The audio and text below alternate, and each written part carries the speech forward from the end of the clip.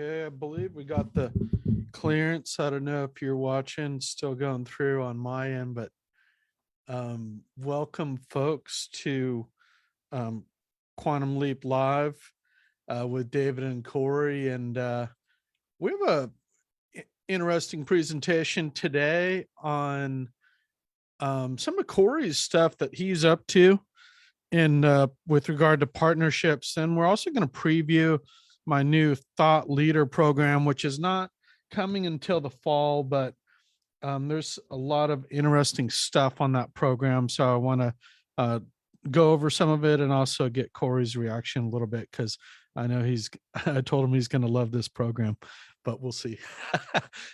With that, Cory, if you don't mind just introducing yourself and telling us about you, if this is somebody's first time joining us. Oh yeah, so I'm Cory Knott, and I am a business coach with Take Wing Coaching, and so I work with purpose-driven business owners to help them grow. Okay, great. And this is we have a few more episodes before we take our long break, but Quantum Leap's really devoted to business and personal development, really making your business work and kind of leveling up your business. So in that note, Cory actually has a great platform, the Lift platform, which he continues to develop, and it inspires me. But he's also a business coach, and he's really focusing on partnerships. I know you've done a lot of work with business partnerships. So if you don't mind telling us a little bit about that and how you can help partnerships. Yeah, my first business when I started 25 years ago, I actually had a partner. I had met this person when I was out temping, and we got along as friends and so on. And I wanted a little further down the road, I wanted to start this software development business. And quite honestly, I was not the kind of person to go out and sell and find clients. And he was really good at talking to people. And there was issues with that partnership, and I'm sure I'll have some stories about that. But it was what helped me launch that business, and got a couple of really good clients out of it. And then along the way, I met Gail. I've had other collaborations. Just rarely have I had an actual business partner in my main business since then, but other things that I've partnered on with businesses. And then actually, I did take on a partner when I started coaching, and our coaching practice was around relationship building. And relationship building for the purpose of growing a business, which can be, it was primarily about referrals, but it could also be collaboration, strategic alliances, and so on. And I really actually started to focus my coaching more and more on helping people collaborate better. Because what I realized is that there's so many people out there who want to work with other people, and it's not easy, right? Especially when we start bringing in money and risk and time and commitment and all these other things, it starts to look like a real relationship. And when we have synergy with somebody and it really works out, it works well. But for the most part, there's often times where it's like, hey, I'd like to have somebody to work with, but I don't know who that is, or I don't know how to approach them. And there's a lot of self-limiting beliefs that get in the way of starting a really good collaboration or a business partnership. So I've started to work on more of this idea that I can help business partnerships. I've developed a plan. It's a strategic planning tool to help them launch and start with that harmonious communication, have a strong foundation, not only for each partner but also the business. Because when two people or more work together, they're not just solo business owners working on their own thing. They actually create something that is more than just the sum of themselves, and so that has to be coached in a way too. So my system is around creating that for both people and then bringing them together to create that business. And it's pretty cool. So that's going to be my focus for the next part of my career here. I do love working with solo business owners, and it doesn't change. And I think that I can bring something unique to the conversation for people who really want to have a thriving partnership. Great. And I know there's a lot of different ways of partnership than just a formal business partnership. That's actually a business entity, actually a partnership. Right. And we'll avoid together. So, I've really explored that, and that's made kind of all the difference in my life, really learning to work with others. You've been a big part of that, and right. this is kind of the model for that. So I'm excited to see what you do with that and who you work with. And feel free to bring on some of those partners on the air and we'll talk about their story and talk Sure. about their business because that's how you really break out is that ability to lever because we don't have all the tools and talents that we need to succeed. So we Yeah. have to, yeah. Yeah. Um, is there anything new with Lyft that we should know about? I know you were looking at a runway plan or any new classes or upcoming programs, office hours on Lyft. Yeah, Gail and I had a lot of discussion about what is our intention with Lyft, and when we had started it, we had plans to travel full time. Then COVID hit, and so the idea behind it having a community was valuable to us because there's so much missing in community, especially if we were going to be traveling full time and away from BNI and our other networking. But as we kind of evolved back into networking and joining other communities, much as we appreciate community, I think this idea that we want to run one may or may not be as much of a fit. So we're starting to look at maybe Lyft as being just more of an engagement platform, right? It's membership. It's always been a membership, and then running cohorts, groups of people working together on a particular thing. So Gail is actually starting one right now on marketing. So getting marketing done and kind of getting past the mindset of creating content, where to put it, how to put it up there, how to actually put yourself out there and be seen. And so there's a coaching, a mindset element, as well as just a get it done element. And also I think we'll have some tools for helping people work with each other to become more visible, because a lot of times we need sort of this some tactics to make social media more visible to our potential audience. So she's Yeah. starting that, I think, and I know she's doing a webinar. I want to say it's next week, and then I'll get the details. And then I believe the cohort will start later in the month. Great. And now I just wanted to switch gears and actually have a passage that I think you're going to love from Earl Nightingale here.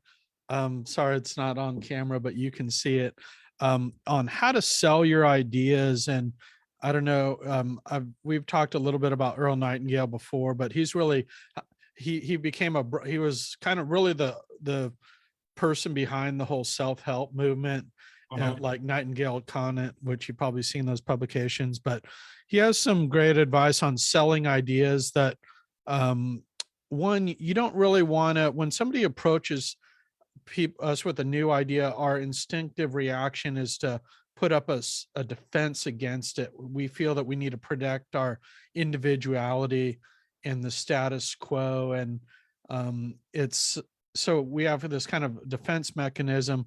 And so he says you want to kind of introduce it, but not like hard sell it. I think there's a big air out there right now where we're kind of forcing things down people's throat and they don't really like that. And you definitely don't want to do that in business. It's not really successful. You can really ruin a sales conversation, for example, in the first minute or two with that hard sale. So he says use a fly rod, not a feeding tube. Others won't accept your idea until they can accept it as their idea. When you want to sell someone an idea, take a lesson from a fisherman who casts his fly temptingly near a trout. He could never ram the hook up the trout's mouth, but he can entice the trout to come to the hook. Don't appear too anxious to have your ideas accepted. Just bring them out where they can be seen. You might say, have you considered this instead of this is the way? Do you think this idea will work? Is better than here's what we should do. Let the other person sell himself on the idea. And here's one thing that I love. Um, let the other person argue your case for you. So kind of get them to argue your case a little bit or think about it. And you can even end with, well, maybe correct me if I'm wrong, or so anyway, you get the idea. I'd read the whole passage, but there was a lot there, and I think that's what we really try to do on this show, is to really suggest ideas. And I think that's so important as a business person, whether you're selling products or ideas, because really selling products, you're actually selling ideas. It's the idea of the product. He says sell the sizzle, not the steak. So I was going to see if you have any comments on that passage. Yeah. Yeah, I know it does. It definitely makes a lot of sense. There's a number of things that we do that sometimes introducing new ideas to people is it's always a challenge, right? It's like, introducing a brand is a challenge, and people nowadays are just even more likely to just sort of like, oh, hey, I'm just inundated, um, and I find that, when we talk about something, we don't get a reaction. People will hide their reactions now, and then they'll come back a few days later and says, oh yeah, I want to know a little more about that. So then you just roll it out a little more, and it's a problem in business coaching. It's a problem probably with your programs and leadership coaching. Is it is a new idea for a lot of people, even though it's not new for us. It's like, why would I want that? Do I really want that? What is he selling to me? What am I buying? How much is it going to cost? All those things that go through our heads. So you just kind of got, like you said, sell the sizzle, but slowly, even that slowly. Yep. Yeah. Yeah, well put. I know we talk about this issue with coaching. So I think it's a something to revisit because a lot of entrepreneurs are in this part. Even if you have like the best product of the coaching thing or book, Right. you can turn people off by being too kind of overbearing. What's that adage that people kind of remember how you made them feel? They don't necessarily remember what you said, but it's so important how you make them feel about things. And so I think it's really an ongoing process, and that's what I love about this show because we have the opportunity to introduce these ideas over and over and really get better at them. With that, I was going to just talk a bit about my thought leader program, which I've like the whole like probably like the first part of it here printed out, and it's way too much to go over, but it's really about I, we've talked about Bruce Lee and his thought on this show before, but it's not about kind of teaching you what to think. It's kind of teaching you the process of how to think, but it's basically a life philosophy. Bruce Lee actually considered himself an artist of life, and he did this to perfect his martial arts, but it actually ended up turning into a whole life philosophy, which I think is really fascinating. And I know we've talked about this book, The Be Water, my friend, that this is probably like one of the best single texts that I've picked up ever on, self-help and in terms of changing the way you think about things. So, I have all these modules, and this program is based on his thought, but then the kind of tools of how to become a thought leader are mostly my tools, but like the mindset draws from him. So he starts with a number of things called. I'll just go through the kind of nuts and bolts. The first, the waterway, which is kind of about flexibility. We got to be flexible when we're and it came from a big epiphany in his life. He has this where the teacher, he wasn't making progress in his with his kung fu teacher, and he was almost trying to force things too much. And I think we all get there to where we got to kind of step back and let things unfold when we get stuck. So he has this long story that's an interesting anecdote. So we really want to be kind of like water instead of like a rock, so to speak. Um, if do you have any thoughts on that necessity of flexibility as being an entrepreneur, or being in being a thought leader, really? Yeah, well, being a thought leader often obviously means that you're going to be,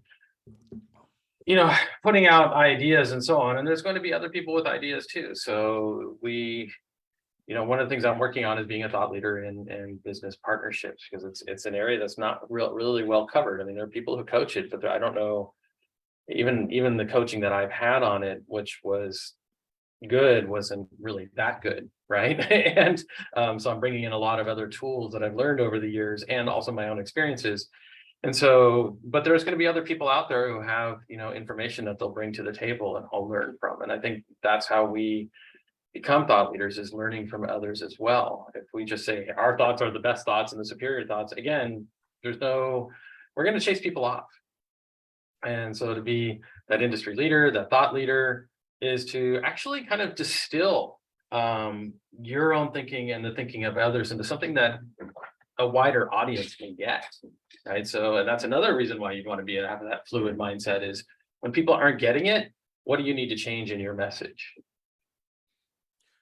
Yeah, and well put. And I actually have another analogy I actually first learned when I took the Landmark seminar, which is actually based here in San Francisco's, probably 15 years ago now.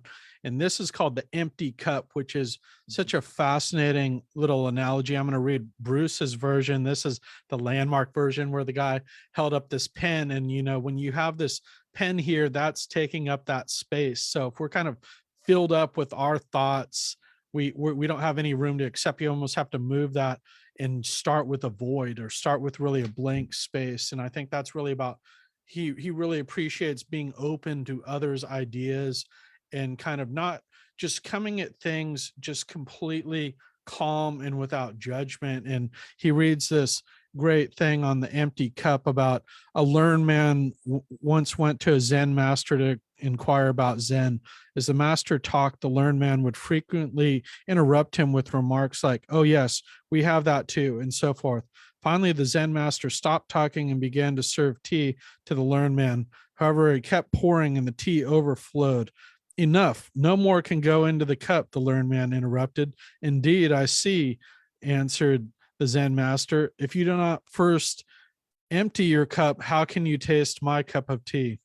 So that that really clicks with me about and Bruce Lee. So for example, when he would train fighters, he first wanted to see where they were at with things. So he would have, because if you don't know where somebody is, you can't teach them. So he would have them talk and ask them a bunch of questions.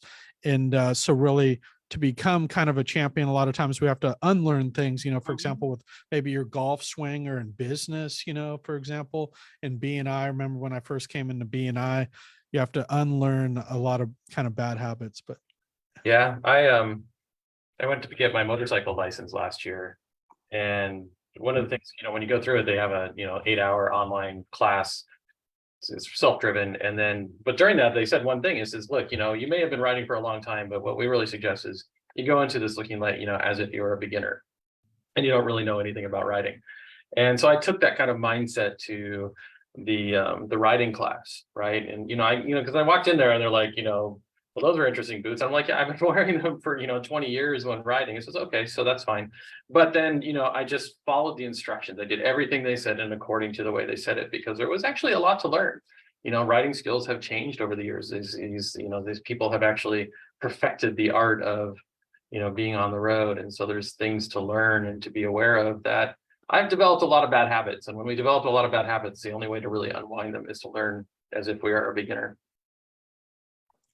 yeah, I think about like Curry's jump shot or the evolution of some of these really expert players that, you might kind of, it's like two steps forward, one step back. And that anytime you make a transition, that's like a big shock. But in order to really generate that progress, you have to kind of learn that new way. So um, here's another one that's going to resonate with you, which this part of the program is about a vision for your future, the importance of constructing a vision for your future. And I've kind of come at this really a number of different ways, and most of it originates um, from the things that you taught me.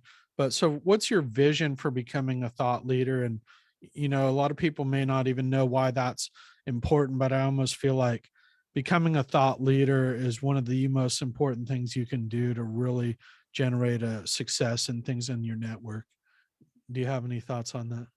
Well, yeah, I mean, the vision is what keeps you on the goal, right? I mean, it's where is it going to be? I just redid my vision in another class last week and was on intent. It was actually a few weeks ago, and as part of it, I was like, okay, so what's my vision? And then it's been a few years since we revisited it, and it's changed. Things have changed, and so what does it mean for me to um, to be a thought leader? There's other things that I'm working on, and it all kind of ties together. And so in my vision is having what that looks like in my life, and that helps me keep on the goal, because if you have it all up in your head, it just keeps changing and shifting. It's just a dream, right? And we tend to forget our dreams, or we try to hold on to that information, and then nothing else can get in. Right? Our cup is full. So put it on paper, write it down, make it bigger and bigger, and read it, refer to it, because then that kind of just fills and inspires you each day, and change it. It's always open to change. But that's what keeps you on the path. And so you don't forget why you're doing it, because there will be obstacles and there will be a lot of disappointments.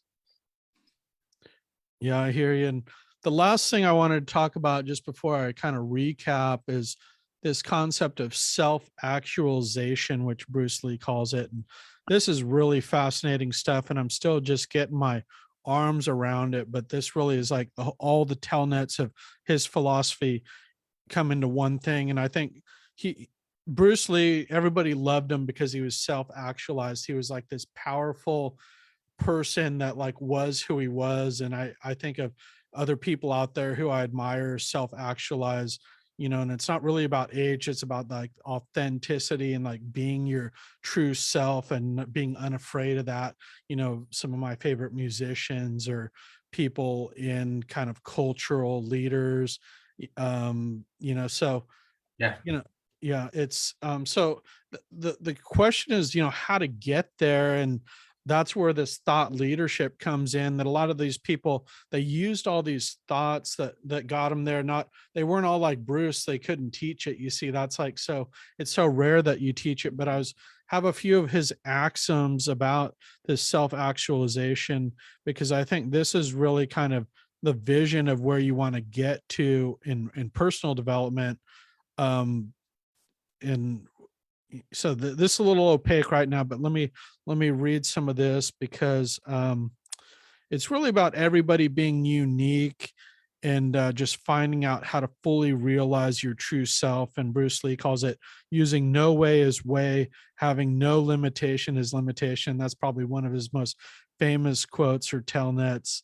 And he just stressed the importance of being in the flow. And what thing I love about this is it's all martial arts based. You can like visualize it, like he did this about being in the flow. Like, for example, in a fight, he would just like throw a punch, but it would all be one motion. That's why it would be so like look so effortless. So being present, choosing to live his life consciously, purposefully, and intentionally, being pliable. And I have another. He uses the analogy of the on guard position, which is the position that is most having appropriate tension. So this is kind of when they're standing there facing off, and the on guard position that is most favorable to the mechanical execution of all total techniques and skills. It allows complete relaxation, yet at the same time gives a muscle the tension most favorable to quick reaction time. The on guard position, above all, must be a proper spiritual attitude and stance. So he really, you know, talks a lot about this kind of spirituality, about knowing our like own power and those, you know, those limitations, which he really didn't believe in. And that's how you kind of fully self actualize. And it doesn't happen overnight, but I mean, he got there and he died at 32. It's amazing. He was probably there in his 20s. So it's just amazing the progress he had. And he was actually able to teach this. So he's, here's another couple paragraphs, and then we can end it there. My father would say the most important work you have in life is to be yourself, or as he called it, to self-actualize. What you do: teach, play sports, feed starving children, enforce the laws, write books. And who you are, a parent, a spouse, a partner, a mentor, an artist, is not as important as how you express your what and your who in everything you do. How are you being? This is what people mean when they use the word embodiment. To embody an idea, a practice, a value, or a concept is to integrate it into your being, which is expressed through your doing. To say that kindness is important to you, but then not to be kind, means you have not fully embodied the value of kindness. And this is all right out of that book. I'll just read one more paragraph here. To self-actualize is to raise your human vibration, reach for your greatest potential, and express it outwardly as you move through life. at the highest level possible, whatever that may be. Where you choose to express it in your hobbies, in your work, in your relationships is just the vehicle through which you shine your light. When your purpose is simply to be the most high functioning and joyful version of you and that you can be, then every moment can be an opportunity to fulfill your purpose, and the journey becomes so much more exciting. You now have purpose no matter what. Even the difficulties become more manageable when we are committing to express the truth of who we are. To sum up, my father encouraged a lifelong process of actualization. To actualize means to make a reality of, and so then to self-actualize is to make reality of oneself. It is to know oneself and express the uniqueness of oneself in the world with such skill and with such ease that, like water, it will flow naturally from you.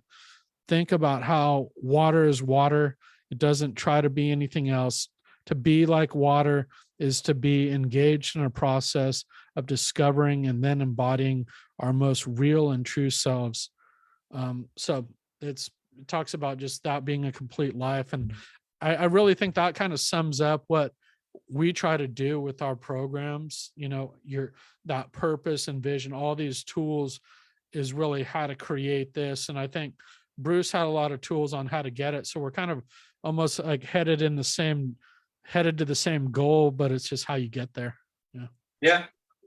I have other work that I'm doing on purpose and, self-actualization. I tend to take the more Taoist approach, which is, to let go of the idea of what it ought to be. And, once you're clear of all oughts and is and what should be, then you choose, right? What is, so, the perfect Tao is to be, let go of purpose, like to have no purpose, to just live in the present. But nothing says then you can't choose from there which way to go, right? Like, so then that's kind of what Bruce Lee is saying is when it's your choice, right? It's not to be Bruce Lee, not to be the best, martial artist. It's to be whatever it is that you choose to make your purpose, then you do it. That becomes you. And so that's a hard thing to reach at a young age, and that's one of the things that I plan to work on over the next few years as I do things, is how do we achieve self-actualization at a younger age. And I've been doing a lot of that kind of work, and there's a lot that goes on in the head, but there's some ways to do it, and there's some dangerous ways to do it too. So Yeah, no, well put. And I think the beauty of it is it's all about our internal battle. You don't hear him talking about needing anything from the outside. It's all stuff that we can do on our own without any really money or resources. It's just the will to do it. And that's right. kind of what he did. So, but more on that, that's just a preview. I'll just say that program, I forgot to mention who it's for, that it's really another business program, really a business development program where somebody maybe is like David Zurin or somebody in our, who wants to be a kind of a thought leader on certain ways of doing epoxy, or, other, so it's how to really make that happen, because there's a lot of practical stuff in this program. Like the first half of it's mindset, but most of it is actually the nuts and bolts of how to do it in terms of the writing, amplifying your message, building your brand. So, I think you'll find it interesting as we talk about it more. It's really I really want to gear it towards younger people too, because I think that's something that all people, even in their 20s, can become a thought leader when you learn about certain stuff. I see some people on the news at times, or, I go, that person's a thought leader, so. But otherwise, I think we can end it there. I know we have our guest coming up, Claudia. So we're gonna take a break here, and Cory and David, we're gonna sign off this first part of Quantum Leap. And thanks for listening. Right. Oh.